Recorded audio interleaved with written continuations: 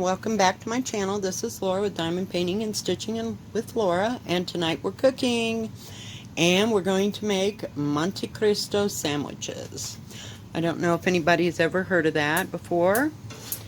I'm using that arrow, I don't know. It's a big multi-grain type bread.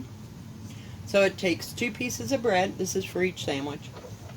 And in this bowl, I got a little bit of milk. Whoops. A little bit of milk and 2 eggs because my bread is kind of big. And I'm just going to beat it together like you were going to make French toast. Now, I know if you've seen Monte Cristo sandwiches, you know this is not how it's made. This is how I make it. So I've got that mixed up. Let me just turn you a little bit. Sorry. Okay, I put a couple tablespoons of margarine in my pan. Now, on a Monte Cristo sandwich, you're going to need ham, Swiss, cheddar, and turkey.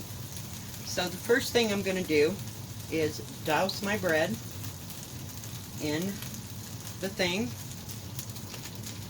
And I cook one side just like French toast until it's, fairly crispy on one side. Let's get rid of that so we don't spill it. Hang in there, guys. Gotta get the egg off my hands. Alright, and while that's doing that, we're going to layer this up. So, since it's big bread, I'm over here again. Sorry, guys. Okay, so I put my 3 things of that and my 2 pieces of Swiss. And then I've got 3 pieces of turkey, sliced turkey. This happens to be the cracked pepper turkey. Well, I guess there's 4, but it'll do.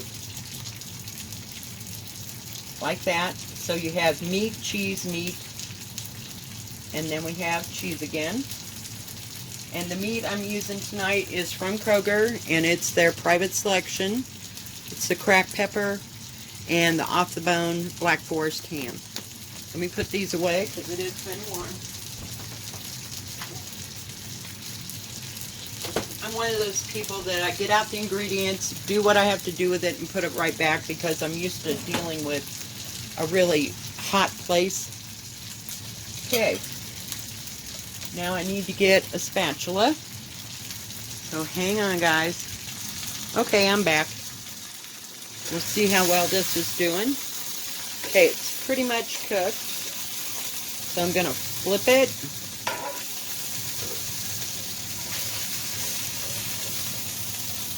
I'm just going to set that one right on top, just so I can get them in order. So that, whoops, that didn't work. There we go.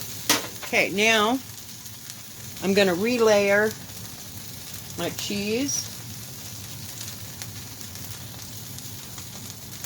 Pick it all up if I can in there. And the cooked side is going to go down. Ouch. And we're just going to moosh it together a little bit and let it cook there for a few minutes. Hang in there, guys. I'm going to let it go for just a second.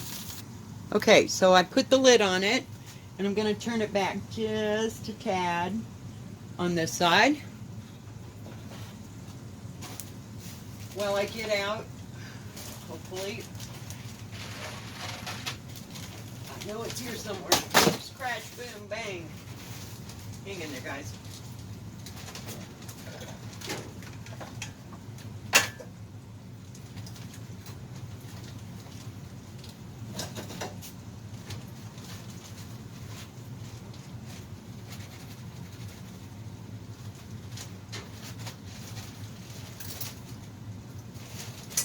Okay, we're just going to let that cook and that'll help melt the cheese. If you want, you can take that whole little layer thing of the meat and put it in a microwave for about, oh, I'd say 15 to 20 seconds, and then put it on your sandwich if you like.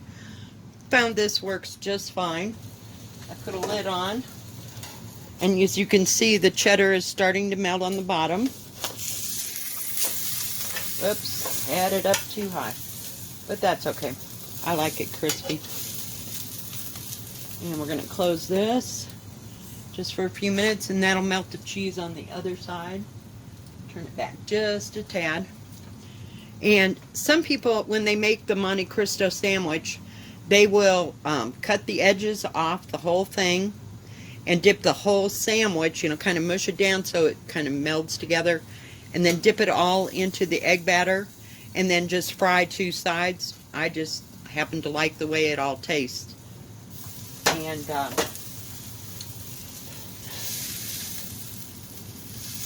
it kind of heats everything up. I like this bread because it's got really good body to it. Just going to give it a couple more seconds. Now when you take this out, if you think that the center is not warm enough, you can zap it in the microwave for about 20-25 seconds, and it'll heat it all up inside. I just like the crispy, crunchy part. So we're just going to give it a few. And then, when I had this the very first time, I had it at Carson Perry Scott department store in downtown Chicago. We were out shopping, and they had a little coffee shop attached.